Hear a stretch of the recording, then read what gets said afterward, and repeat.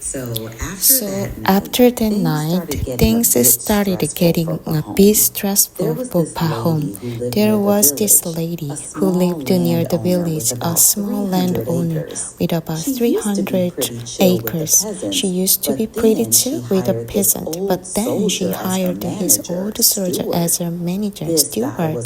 This guy was a total nightmare. He started slapping everyone with fines for the smallest things. Pahom tried his best to be careful, but you know how it is. Sometimes his horse would wander into the lady's field, or a cow would end up in a garden. Every time it happened, Pahom had to pay up. He was so frustrated that she would go home in a bad mood and take it out on his family. He was actually relieved when winter came and the animals stayed inside, even though it meant spending money on feed. At least he didn't have to worry about those annoying fines for a while.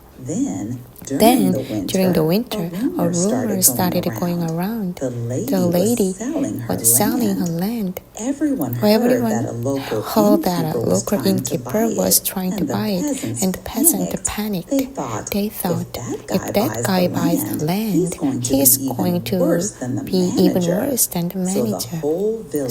So the whole village got together and begged the lady to sell it to them instead.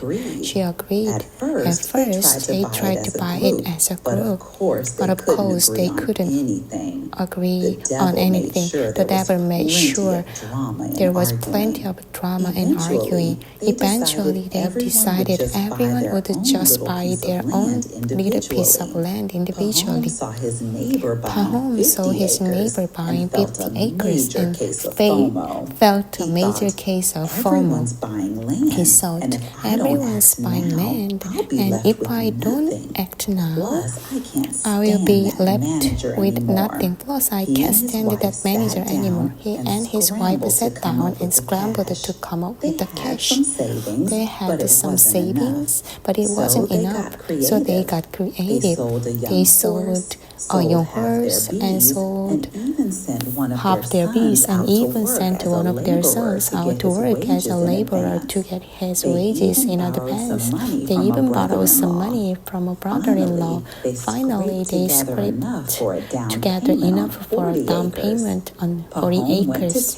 Pahom went to sign, went to the papers, and just like that, he was a landowner. He planted his crops, and luckily the harvest was great. Within a year, he paid off all his debt. He was finally farming his own land, cutting his own trees, and feeding his cattle on his own grass. He was so incredibly happy.